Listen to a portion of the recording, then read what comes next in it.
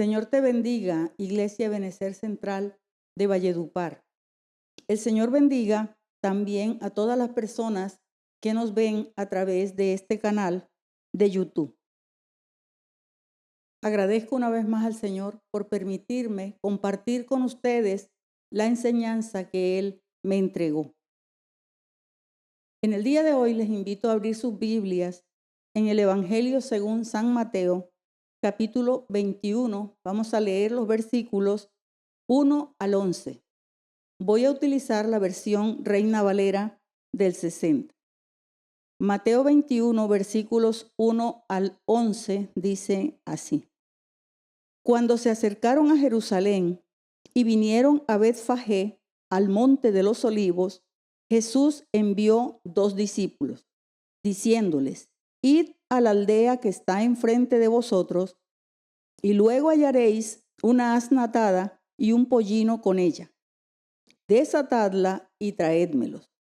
Y si alguien os dijere algo, decid: el Señor los necesita, y luego los enviará. Todo esto aconteció para que se cumpliese lo dicho por el profeta cuando dijo: Decid a la hija de Sión: he aquí tu rey viene a ti, manso y sentado sobre una asna, sobre un pollino, hijo de animal de carga. Y los discípulos fueron e hicieron como Jesús les mandó, y trajeron el asna y el pollino, y pusieron sobre ellos sus mantos, y él se sentó encima. Y la multitud, que era muy numerosa, tendía sus mantos en el camino, y otros cortaban ramas de los árboles y las tendían en el camino. Y la gente que iba delante y la que iba detrás aclamaba diciendo: Hosana al Hijo de David, bendito el que viene en el nombre del Señor, hosana en las alturas. Cuando entró él en Jerusalén, toda la ciudad se conmovió diciendo: ¿quién es este? Y la gente decía: este es Jesús, el profeta de Nazaret de Galilea. Cierra tus ojos, vamos a orar. Bendito y amado Padre Celestial, llegamos delante de tu presencia reconociendo que tú eres el Señor. Damos a tu nombre honor, honra, gloria y majestad porque tú lo mereces. En este día, Señor, llegamos delante de ti para agradecer por tu palabra. Te damos gracias, Señor, por dejarnos tu palabra escrita, que podemos leer, que podemos estudiar, que podemos aprender de ella, Señor, para el crecimiento espiritual de nuestras vidas. En el día de hoy, Señor, colocamos delante de ti la porción de las Escrituras que acabamos de leer, Señor, para que tu Espíritu Santo nos guíe en el aprendizaje de tus verdades. En el nombre de Jesús, amén y amén. Por estos días conmemoramos la muerte y resurrección de Jesús en un periodo de tiempo que se ha llamado Semana Santa, Semana Mayor, Días Santos. Y ha tomado ese nombre porque después de la resurrección de Jesús, la naciente iglesia primitiva comenzó a conmemorar esos días para recordar el sacrificio de Cristo en la cruz como el verdadero Cordero Pascual inmolado por nuestros pecados. En realidad, para el mundo cristiano evangélico, esos días no revisten la solemnidad y la liturgia que tienen para la iglesia tradicional, pero sí aprovechamos esos días para buscar la presencia del Señor en oración, en clamor, en ayuno y también en acción de gracias al Señor por mandar a su Hijo a morir en la cruz por nosotros, por su resurrección, que para nosotros es fundamental. Esa creencia es fundamental para nosotros. Creemos que Jesús murió y resucitó de entre los muertos. Esa es la base de nuestra fe. Esa es nuestra esperanza. Entonces, por estos días recordamos con agradecimiento los eventos sagrados que ocurrieron hace mucho tiempo con la pasión, muerte y resurrección de Jesús. Por estos días también es usual ver en la televisión películas alusivas a Jesús y a otros personajes de la Biblia. Encontramos las películas de siempre, los 10 mandamientos, Ben-Hur, Jesús de Nazaret, José de Egipto y otras series más, La Pasión de Cristo de Mel Gibson y otras más modernas. También encontramos documentales sobre la vida de Jesús, sobre la historia, sobre los descubrimientos arqueológicos que comprueban lo que sucedió en la Biblia, que está narrado en la Biblia. Podemos encontrar un sinnúmero de programas alusivos a la época.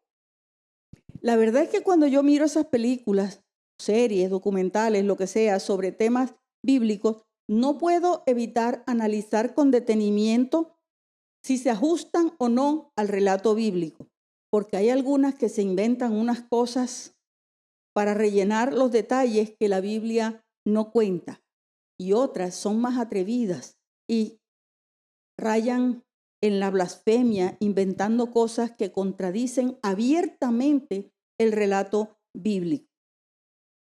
Admiro el trabajo de los hombres y mujeres que han guardado fidelidad a la palabra al hacer ese tipo de trabajo, de producciones televisivas o cinematográficas. También admiro el desempeño de los actores que nos han prestado sus caras, sus rostros, para ponerle cara, para ponerle rostro a personajes muy queridos para nosotros en la Biblia. Cuando yo miro su trabajo, me fijo en detalles como el contenido, los diálogos, la escenografía, el vestuario, hasta el maquillaje, las costumbres que imprimen allí, para ver si corresponden o no a la época de los acontecimientos que están narrando. Lo que yo no sabía era que eso que yo miraba con tanto detenimiento se llama el guión de la historia.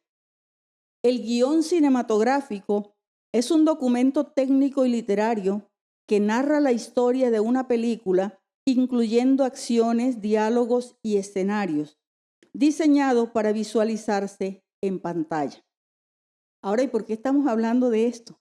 Ya lo vamos a ver.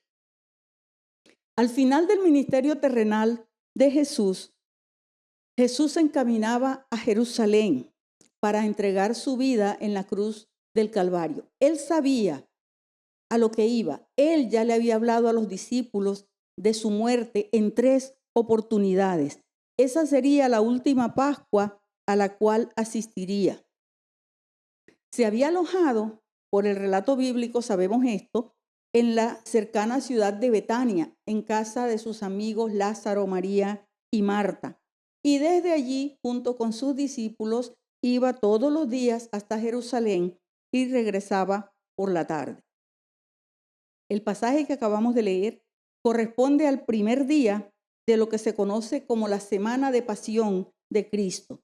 Ese día fue un día especial, fue un día diferente en la vida de Jesús y de sus discípulos, porque parece el desarrollo de un guión cinematográfico, donde cada uno de los personajes cumplió con su papel, el papel que ya tenían asignado, que ya estaba escrito en la profecía.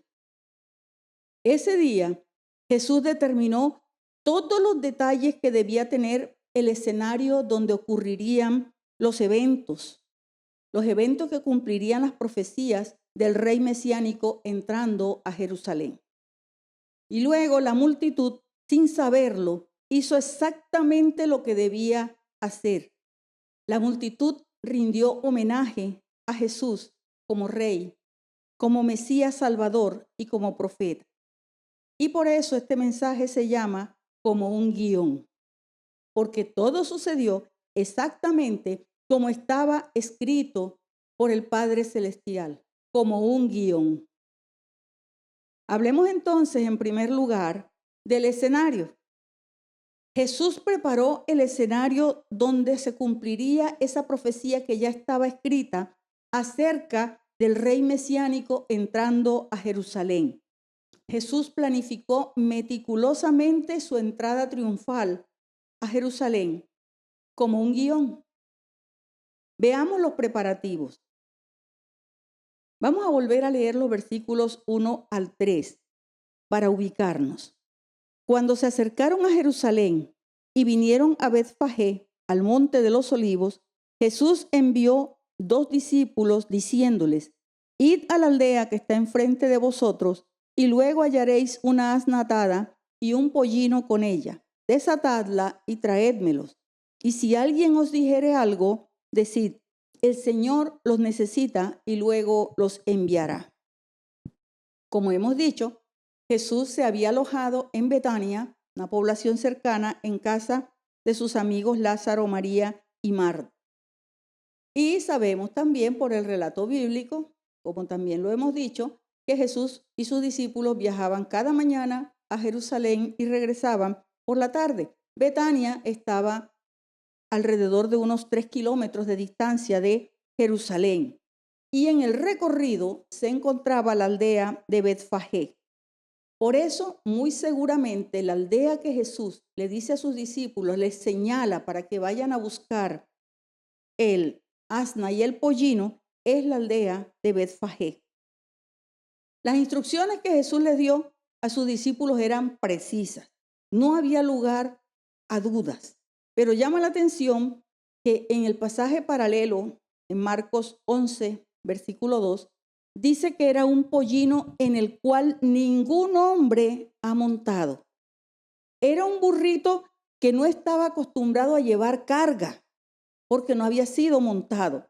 Sin embargo, era el preciso, era el que Jesús necesitaba para cumplir el propósito sagrado de transportar al Mesías ese día en su entrada a Jerusalén. Y otro detalle adicional, como era un pollino que no había sido montado, era necesario llevarlo junto con su madre para que estuviera tranquilo. Comentando este asunto con mi padre, que es un hombre de campo, me decía que solo por ser la persona de Jesús, ese burrito se dejó montar en esas condiciones, porque era un animalito que no había sido montado nunca, no había sido domado. Y un burro en esas condiciones es muy arisco y receloso. Seguramente podría tumbar a cualquiera que se atreviera a montarlo. En las instrucciones que Jesús le dio a sus discípulos, cuidó absolutamente todos los detalles. Si alguien les pregunta, ¿por qué hacéis eso?, debían responder: el Señor los necesita y luego los enviará. Y cuando alguien recibe instrucciones con ese grado de detalle, no queda otra sino obedecer. Y eso hicieron los discípulos sin saber que estaban siguiendo al pie de la letra las instrucciones como un guión. Pero todo ese detalle tenía como finalidad el cumplimiento de la profecía. Versículos 4 y 5. Todo esto aconteció para que se cumpliese lo dicho por el profeta cuando dijo: Decid a la hija de Sión, he aquí tu rey viene a ti, manso y sentado sobre un asna, sobre un pollino, hijo de animal de carga. Mateo, o Leví, que es el escritor del Evangelio según San Mateo, hace alusión a 2 profecías del Antiguo Testamento. La primera la encontramos en Isaías 62, 11. Y dice así: Decid a la hija de Sión, he aquí viene tu Salvador, he aquí su recompensa con él y delante de él su obra. Dios es un Dios de remanentes. Él siempre tiene un remanente que recuerda las promesas que Dios ha hecho para su pueblo, que clama por el cumplimiento de esas promesas. Para la época de Jesús había un remanente que estaba clamando al cielo por el advenimiento de un Mesías, de un Salvador, por el nacimiento de ese Mesías prometido. Y ejemplo de ellos son 2 personajes de la Biblia, Simeón y Ana la profetisa. Estos 2 personajes que los padres de Jesús se encontraron en el templo cuando fueron a presentar al niño Jesús. El pueblo de Israel era consciente de la promesa de un Salvador. Ese día que Jesús entró a Jerusalén montado en un pollino, se estaba cumpliendo la promesa de un Salvador que iba a ejecutar la obra de redención, no solamente a favor de Israel, sino a favor de toda la humanidad.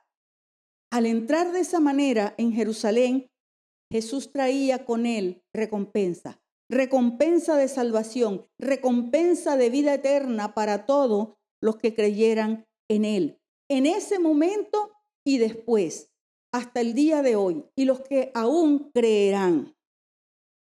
Jesús sabía lo que estaba escrito en el guión del Padre Celestial. En los siguientes días, Él entregaría voluntariamente su vida en la cruz. Y por eso, ese día que entró en Jerusalén, llevaba delante de Él su obra. Él sabía lo que venía. Él sabía lo que seguía. Era el único consciente ese día de todo lo que iba a acontecer, no solamente en las próximas horas, sino en los días que seguían. Él conocía la obra que iba a ejecutar en favor de toda la humanidad, para perdón de nuestros pecados, para redención de nuestras vidas, para traer libertad del pecado y de la muerte eterna. Jesús cumplió la profecía de Isaías para traer salvación a cada uno de nosotros, para traer salvación a tu vida y a la mía. La segunda profecía que se cumplió ese día la encontramos en Zacarías capítulo 9, versículo 9. Alégrate mucho, hija de Sión, da voces de júbilo, hija de Jerusalén. He aquí tu rey vendrá a ti, justo y salvador, humilde y cabalgando sobre un asno, sobre un pollino, hijo de asna. Esta profecía la recordamos más que la de Isaías porque es más literal. Jesús entró en Jerusalén montado sobre un pollino para establecer un reino de naturaleza espiritual, un reino eterno, no un reino humano, no un reino efímero. Jesús montó sobre aquel burrito como el humilde príncipe de paz del cual habló Isaías en el capítulo 9, versículo 6 del libro de Isaías. Jesús no entró montado en un caballo como lo hubiera hecho un guerrero en su desfile triunfal y victorioso. Esto era lo último que los judíos esperaban. Ellos no creían que el reino de Jesús iba a ser espiritual, de naturaleza espiritual. Ellos esperaban un rey que desfilara victoriosamente y les trajera libertad del imperio romano y restableciera el gobierno autónomo de Israel sobre su territorio. Esa fue la razón por la que unos días más tarde, ese mismo pueblo gritaba, crucifícala. No entendieron que la naturaleza del reino que Jesús vino a establecer era espiritual. No era la primera vez que Jesús entraba en Jerusalén. Jesús había entrado muchas veces a su capital, Jerusalén, pero sí era la primera vez que Jesús se mostraba abiertamente como el Mesías, como el enviado de Dios, como el Salvador de Israel.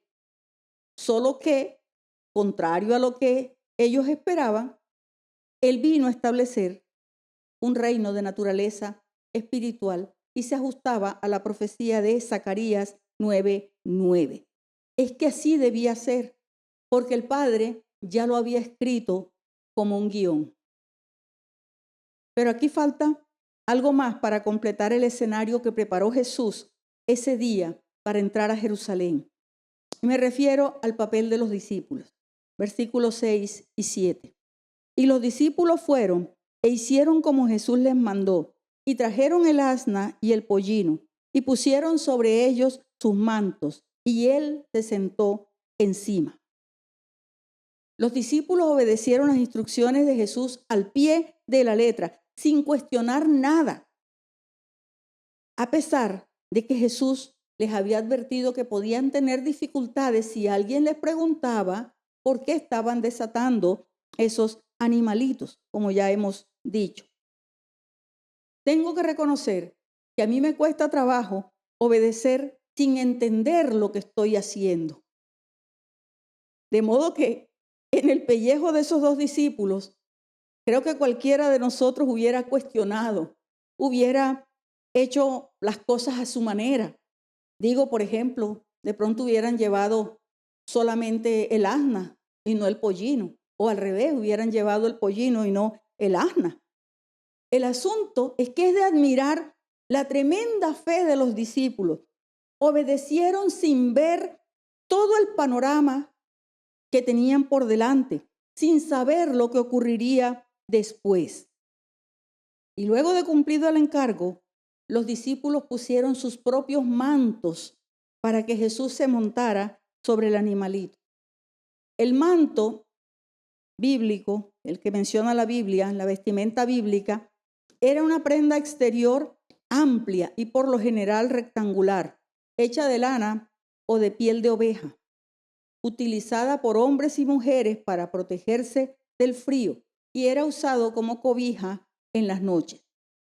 El manto se colocaba sobre la túnica interior que llevaban tanto hombres como mujeres en la Biblia y en esa cultura, en ese tiempo. Los discípulos se desprendieron de una prenda de uso personal para colocarla al servicio de Jesús. Y es que ellos, sin saberlo, estaban actuando como un guión. Así debía ser, según los planes del Padre Celestial, en ese día diferente en la vida de Jesús.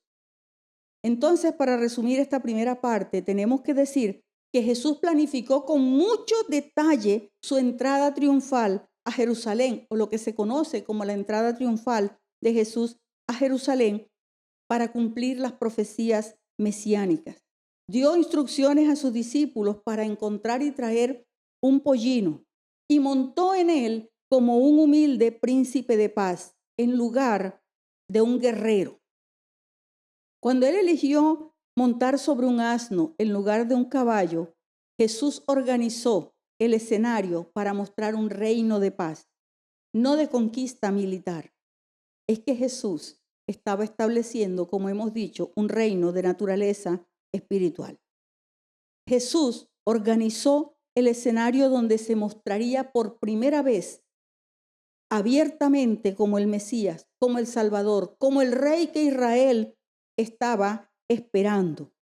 Y al organizar ese escenario, Jesús también estaba mostrando su disposición para obedecer al Padre Celestial, para obedecer la voluntad del Padre. Era un escenario de cumplimiento de promesas, aun cuando el pueblo no era consciente de eso, no estaba entendiendo las cosas de la mejor manera. Sin embargo, todo se movió como un guión. Ese mismo escenario que Jesús estableció sigue establecido para nosotros, porque Jesús estableció un reino espiritual al cual pertenecemos nosotros, al cual pertenece la iglesia de Cristo. Cristo estableció su reino sobre la tierra y nosotros pertenecemos a ese reino. Tenemos acceso a él, ahí a su reino, por la muerte de Cristo en la cruz del Calvario. Ese día Jesús preparó el escenario para todo lo que sucedería después, como en un guión. Porque después de esos eventos en los cuales los discípulos trajeron el pollino y montaron a Jesús arriba, después de eso vinieron los homenajes. El versículo 7 dice que colocaron sus mantos sobre el burrito para que Jesús se montara sobre él. Para que no se montara en pelo, como se dice en el campo colombiano. Sin embargo, es probable que este gesto de los discípulos haya desencadenado lo que se conoce como un fenómeno de masas. Un fenómeno de masas es un comportamiento colectivo o evento social donde un gran número de personas actúan de manera uniforme, contagiándose emocionalmente y priorizando el pensamiento grupal sobre el individual. Esto lo hemos visto muchas veces en Colombia, tristemente de la peor manera. Pero ese día del cual estamos hablando, ese día que Jesús entró a Jerusalén de esta manera, y lo que sigue en adelante fue que la multitud rindió a Jesús homenaje de rey, homenaje de Mesías Salvador y homenaje de profeta.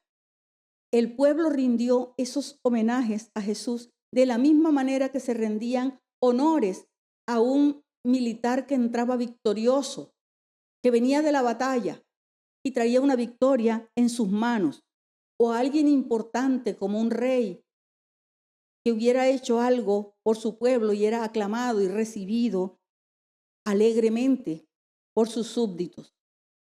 Veamos entonces el homenaje al rey. Versículo 8.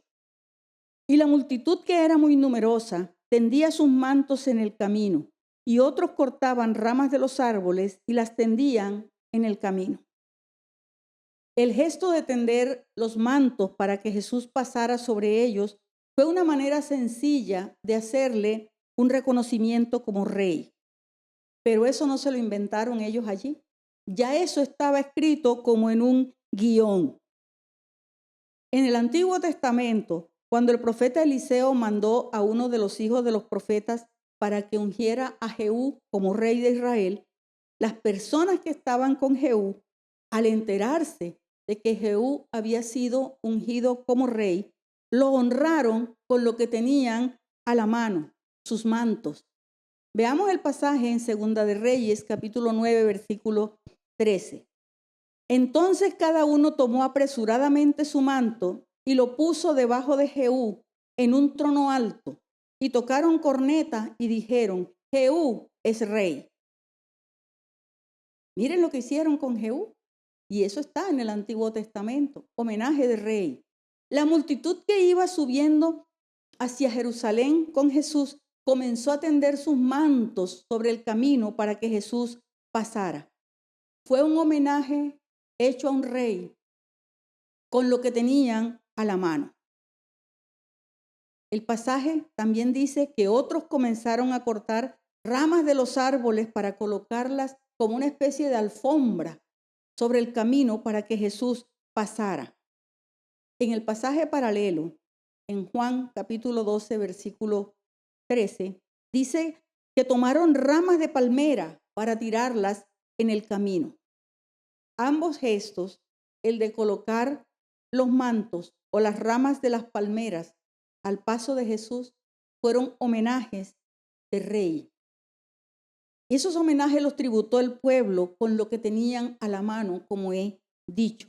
No entendían muy bien lo que estaba pasando, no comprendían la naturaleza del reino que Jesús estaba estableciendo, pero fue un reconocimiento que ellos hicieron sin saberlo, como siguiendo un guión.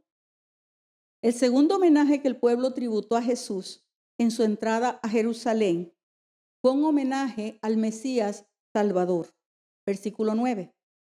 Y la gente que iba delante y la que iba detrás aclamaba diciendo: Hosana al Hijo de David, bendito el que viene en nombre del Señor, hosana en las alturas. El diccionario bíblico nos dice que la palabra hosana es la forma griega de un término hebreo que significa salva ahora o salva, te rogamos. Era una expresión pronunciada en voz alta por la congregación en el templo durante las fiestas de la Pascua y de los tabernáculos. Y eso lo hacían como respuesta al cántico que un sacerdote iniciaba, que era conocido como el Gran Aleluya. Y el sacerdote entonaba los salmos 113 al 118, pues lo que hoy conocemos como los salmos 113 al 118. Y el pueblo respondía de esa manera, literalmente. Decían: salva ahora o salva, te rogamos. La palabra hosana es la versión griega de lo que el pueblo de Israel decía allí en el Antiguo Testamento. Literalmente, el Salmo 118, versículos 25 y 26 dice así: Oh Jehová, Sálvanos ahora, te ruego. Te ruego, oh Jehová, que nos hagas prosperar ahora. Bendito el que viene en el nombre de Jehová. Desde la casa de Jehová os bendecimos. Hosana, esa palabra, fue usada en ese caso como una expresión de alabanza, según nos cuenta el pasaje paralelo en Lucas, capítulo 19, versículo 37, que dice así. Cuando llegaban ya cerca de la bajada del Monte de los Olivos, toda la multitud de los discípulos, gozándose, comenzó a alabar a Dios a grandes voces por todas las maravillas que habían visto. Esa multitud, como en un guión, comenzó a usar las palabras del Salmo 118 para alabar a Dios, para cantarlas a Jesús, para reconocerle como Salvador, para reconocer todo lo que ellos le habían visto hacer. Y el pueblo gritaba, Hosana al Hijo de David, lo cual significaba un reconocimiento a Jesús como el Mesías Salvador, el ungido, el Rey Salvador que el pueblo estaba esperando, que se sentaría sobre el trono de David, su padre, conforme a la promesa que el Señor había hecho a Israel. Ellos creían que él iba a librar a Israel de la situación política que vivía en ese momento bajo la dominación romana. Este reconocimiento también fue tributado con lo que tenían a la mano, sus voces, sus gargantas para gritar, Hosana, para alabar al Rey, al Salvador, al Mesías. Aclamaban y gritaban, Hosana, Hosana al Hijo de David, Hosana en las alturas. Y el tercer homenaje que el pueblo rindió a Jesús ese día, mientras entraba en Jerusalén, fue un homenaje al profeta. Versículos 10 y 11. Cuando entró él en Jerusalén, toda la ciudad se conmovió diciendo, ¿quién es este? Y la gente decía, este es Jesús, el profeta de Nazaret de Galilea. Era tal la multitud que caminaba junto con Jesús hacia Jerusalén, que la ciudad fue impactada por el desfile. La gente preguntaba, ¿quién es ese? ¿Quién es ese personaje que está hoy alborotando todo en esta ciudad? Un personaje que estaba despertando tanto fervor, a pesar de que iba montado en un humilde burrito. El reconocimiento como profeta tampoco era nuevo, también estaba escrito como un guión. Leamos el texto en Deuteronomio capítulo 18, versículo 15 y luego el 18. Dice así, profeta de en medio de ti, de tus hermanos como yo, te levantará Jehová tu Dios, a él oiréis. Son palabras de Moisés. Y en el versículo 18 dice, profeta les levantaré de en medio de sus hermanos como tú, y pondré mis palabras en su boca, y él les hablará todo lo que yo le mandare. Aquí el Señor le estaba hablando a Moisés, le estaba prometiendo que una persona, un hombre como él, como Moisés, iba a ser levantado en medio del pueblo de Israel. Desde la época posterior a la muerte de Moisés, el pueblo de Israel entonces esperaba el advenimiento de un profeta que guiara al pueblo mediante la palabra revelada de Dios, como lo había hecho Moisés. Alguien que hablara cara a cara con Dios y trajera las palabras de Dios al pueblo, trajera el mensaje de Dios a su pueblo. Jesús, a lo largo de su ministerio, no había hecho otra cosa sino hablar a nombre de su Padre celestial todas las palabras que el Padre le daba que hablase. Así lo dice él mismo en Juan capítulo 12, versículos 49 y 50. Porque yo no he hablado por mi propia cuenta. El Padre que me envió, él me dio mandamiento de lo que he de decir y de lo que he de hablar. Y sé que su mandamiento es vida eterna. Así pues, lo que yo hablo, lo hablo como el Padre me lo ha dicho.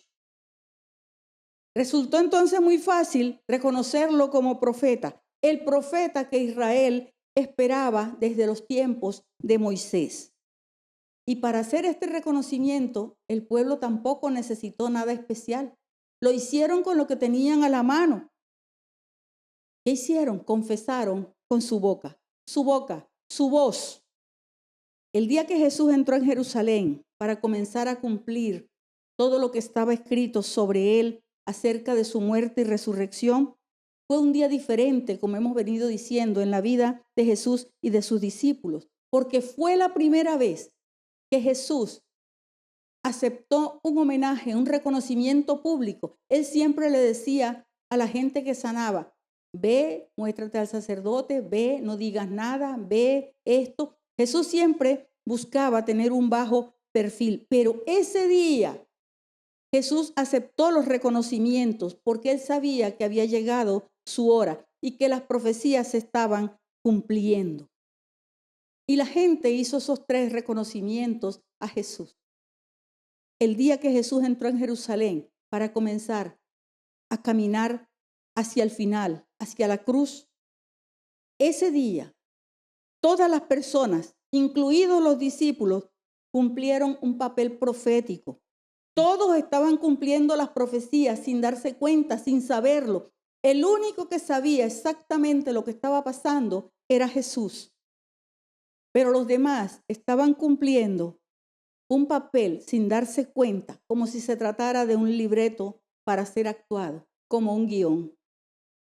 Pero también hay una verdad que no podemos pasar por alto como iglesia de Cristo que somos. Así como se cumplieron las profecías en cuanto al nacimiento de Jesús, en cuanto a su ministerio, en cuanto a su muerte, su resurrección, su regreso al cielo, donde está ahora mismo sentado a la diestra del Padre, intercediendo por cada uno de nosotros, de la misma manera que se cumplieron las profecías que estaban escritas sobre él, así se cumplirá todo lo que Jesús dijo acerca de su segunda venida, que no está lejos y para lo cual debemos estar preparados. Porque también está escrito como un guión y sucederá. Es más, estamos viendo las señales ya que Jesús dijo, que Jesús mostró que iban a suceder antes de su regreso por segunda vez a la tierra. Y esa es la esperanza de la iglesia. En eso confiamos, en eso creemos, eso estamos esperando, porque esperamos una patria celestial que Jesús fue a preparar para cada uno de nosotros allí en el cielo, para que vivamos con Él eternamente y para siempre. Como conclusión podemos decir que Jesús, el Hijo de Dios, merece ser honrado como verdadero Rey, merece ser aclamado como el Salvador del mundo, y su palabra también merece ser confesada y ser creída. Así como entró triunfalmente en Jerusalén, volverá por segunda vez. Esa es la esperanza de su iglesia. Yo te invito en este momento a inclinar tu rostro allí delante del Señor, porque hoy conmemoramos el día que Jesús entró en Jerusalén, un día que se conoce en la Biblia como la entrada triunfal de Jesús. Jesús entró en Jerusalén para cumplir lo que ya estaba escrito acerca de su muerte y de su resurrección, como en un guión.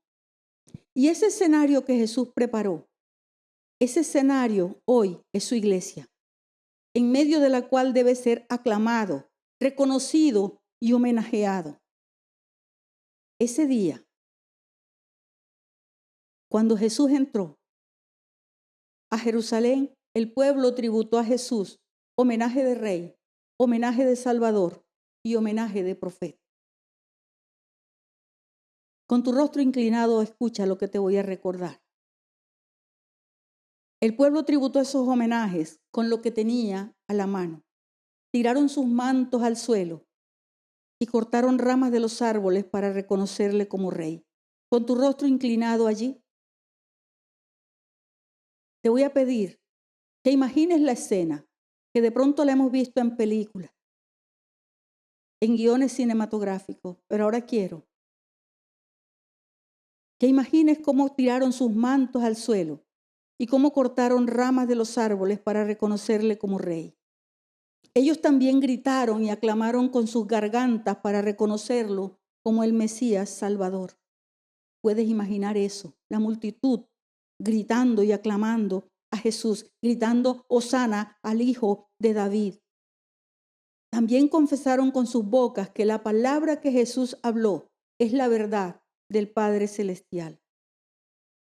Una pregunta, ¿cómo lo harás tú hoy? ¿Cómo le reconocerás como Rey? ¿Cómo le reconocerás como Señor y Salvador? ¿Cómo le reconocerás en tu vida? ¿Qué homenaje le rendirás hoy a Jesús por lo que ha hecho por ti, por lo que hizo en la cruz, por lo que sigue haciendo a la diestra del Padre, intercediendo por ti y por mí? Jesús está en medio de su pueblo. Jesús está en el lugar donde tú estás y está en este lugar donde yo estoy diciendo esta palabra. Por eso merece que lo adoremos, que lo alabemos, que lo reconozcamos como Señor de nuestras vidas. No necesitamos un guión. Para eso solamente necesitamos ser auténticos. Necesitamos agradecimiento en el corazón para reconocerlo como Rey, como Señor, como Salvador, como autor de nuestra salvación. Él merece ser honrado como Rey, merece ser aclamado como Señor y Salvador. Inclina tu rostro allí. Gracias, Jesús. Te damos muchas gracias.